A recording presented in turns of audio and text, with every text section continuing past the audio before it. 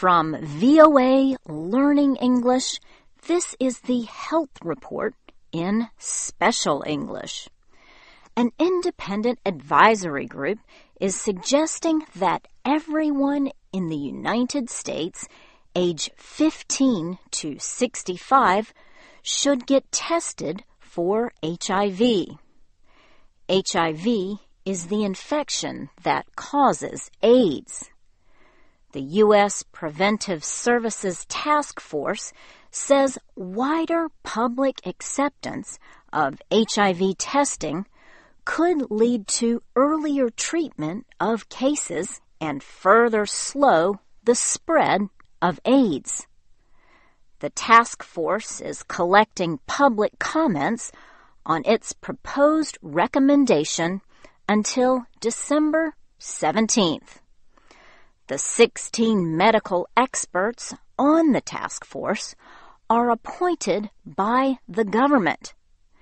They examine scientific evidence for and against healthcare services designed to prevent disease.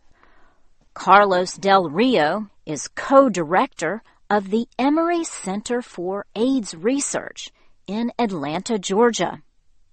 He is not a member of the task force, but says early discovery and treatment of HIV is important for two reasons.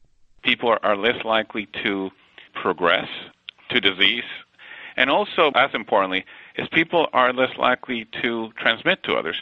So starting therapy early leads to better disease outcomes. HIV is spread through unprotected sex or contact with an infected person's blood.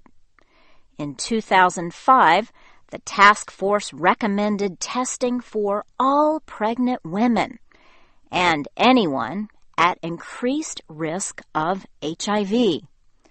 Now, says Dr. Del Rio, HIV tests would be offered as an early screening tool. He says that makes more sense than offering it later when people go to the doctor for tests to find out why they are sick.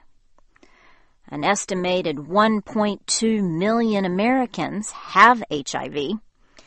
Each year, about 50,000 more get infected. Up to 25% of all infected people do not know they have the virus. But among young people, the Centers for Disease Control and Prevention says about 60% do not know it. The CDC says 1/4 of new infections in the United States are in young people, aged 13 to 24.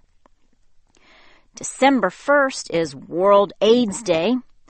The latest United Nations AIDS report says 25 low to middle-income countries have cut their rate of new infections in half since 2001.